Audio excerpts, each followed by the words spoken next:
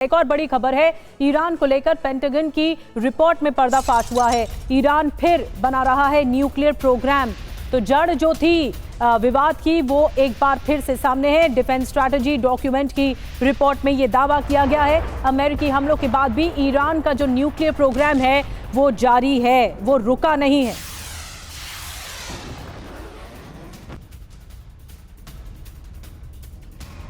तो ये परमाणु तैयारी रुकी नहीं है ईरान की, ये सबसे बड़ी बात है।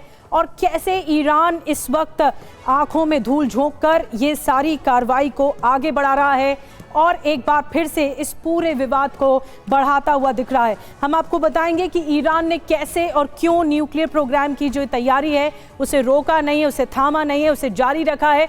आइए बताते हैं आपको कि किस तरह से ईरान जुटा हुआ है इस तैयारी में। दरअसल एक पेंटागन की जो अमेरिका का रक्षा मंत्रालय है उसकी रिपोर्ट आई, इसके जरिए पर्दाफाश हुआ। जून के हमले के बाद भी पिछले साल ईरान का जो न्यूक्लियर प्रोग्राम था वो जारी रहा। ईरान अब भी बना रहा है परमाणु हथियार।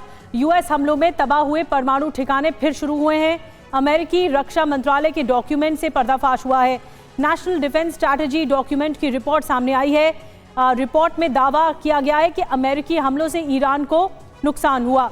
नुकसान के बाद भी ईरान ने उसे रिपेयर किया, फिर उसके बाद न्यूक्लियर प्रोग्राम को जारी रखा।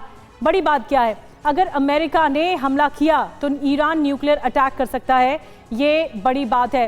निनाद सर, हमें पिछले साल की वो गतिविधि याद है जब अमेरिकी बॉम्बर्स पहुंचे थे और किस तरह से न्यूक्लियर साइट्स पर अटैक किया था।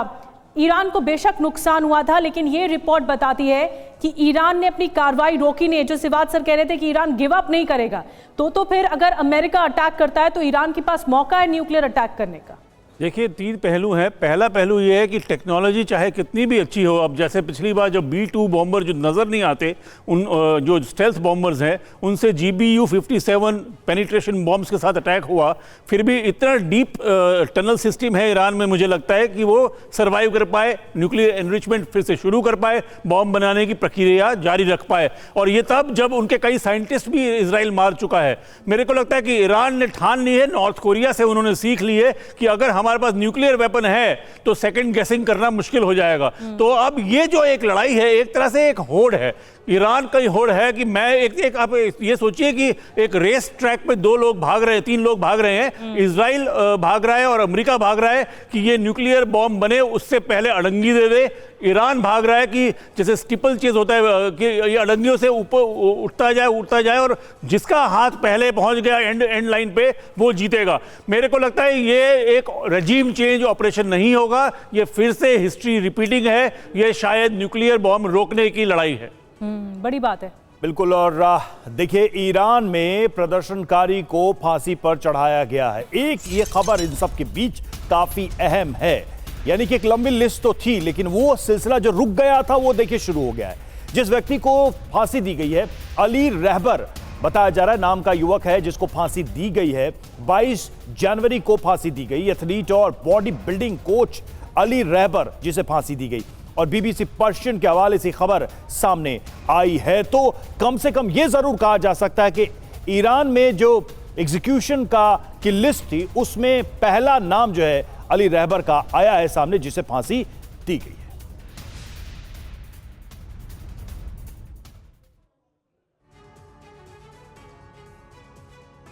और ईरान में पहली फांसी और उसके बाद देखिए ट्रंप का क्या रिएक्शन है, ट्रंप की तरफ से क्या कहा गया बता रहे हैं आपको। तो अली रहबर 10 दिन पहले गिरफ्तार किए गए थे और खामनेई के खिलाफ प्रदर्शन का नेतृत्व अली रहबर ने किया था और मशहद शहर में मौत की सजा दी गई थी। परिवार का आरोप है कानूनी प्रक्रिया अधूरी रही और बड़ा सवाल यह है कि क्या इस फांसी के बाद ट्रंप निर्णायक फैसला लेंगे, क्योंकि इसके पहले आपको याद होगा कि जब फांसी की बात आई थी तो ट्रंप का रिएक्शन क्या था। ट्रंप का दावा खारिज हुआ, ईरान ने ट्रंप का दावा खारिज कर दिया, जिसको लेकर ट्रंप ने कहा कि मेरे दबाव की वजह से फांसियां रोकी गई। 800 कैदियों की फांसी रोकने का उन्होंने दावा किया था। ट्रंप के दावे का सोर्स क्या है, तो देखिए वो हम आपको बता रहे हैं। न्यायपालिका ने ऐसा निर्णय नहीं लिया, ये ईरान की तरफ से कहा गया। कुल मिलाकर इसमें एक चीज तो साफ दिखाई दे रही कि जो ट्रंप कह रहे हैं उसका कोई मतलब नहीं है, कोई सेंस नहीं है। ईरान की सत्ता अपने तरीके से काम कर रही है और ये जो फांसी की लिस्ट है और ये जो फांसी दी गई, इस पर तो सवाल है ही। बहुत जल्दी इतना फास्ट ट्रैक दुनिया में फांसी की सजा देने का कहां है, अगर कोई लेजिटिमेट रिजीम है तो? देखिए, रिजीम की लेजिटिमेसी तो मान लीजिए कि इससे तय होगी कि वहाँ की पब्लिक जब तक कोई और विकल्प नहीं चुनती है। लेकिन ये भी बात देखिए आपकी, इस फांसी का असली गुनहगार कौन है? इस फांसी का असली गुनहगार है ट्रंप का बड़बोलापन। अरे भाई, अगर फांसी रुक गई थी तो बार बार ये बात बताने की क्या जरूरत थी? आप हर जगह जाकर जैसे कहते थे मैंने इतने युद्ध रोके, अब उन्होंने एक नया स्टेटमेंट सुना। ये तो ट्रंप का समझ में आ गया कि ट्रंप तो बयानवीर दिखाई दे रहे हैं, लेकिन ईरान के अंदर ये जो फैसले लिए गए हैं, ये क्या ईरान में जो इस वक्त आग भड़की है उसमें ये घी का काम नहीं करेगा? देखिए, ईरान के अंदर तो प्रॉब्लम चल ही रही है, लेकिन दिक्कत ये आ रही थी कि ईरान को दुनिया को ये दिखाना था कि हम किसी भी कीमत पर अमेरिका के दबाव में नहीं आएंगे। प्रॉब्लम तब आई जब हर मंच पर ट्रंप बोलने लगे देखो मेरे डर से फांसी नहीं हुई, मेरे डर से फांसी नहीं हुई। तो उन्होंने एक फांसी दे दी, बोली कि देख ले मैं तुमसे नहीं डरता। और उसके तुरंत बाद ही तब ट्रंप ने कहा कि एक बड़ा बेड़ा हमने भेजा है। तो कुल मिलाकर बात यह है कि अब वहां पर जो प्रदर्शनकारी अपनी मांगों के लिए लड़ रहे थे, उनकी जान पर खतरा इसलिए बन गया क्योंकि ट्रंप भी प्रवोक कर रहे हैं।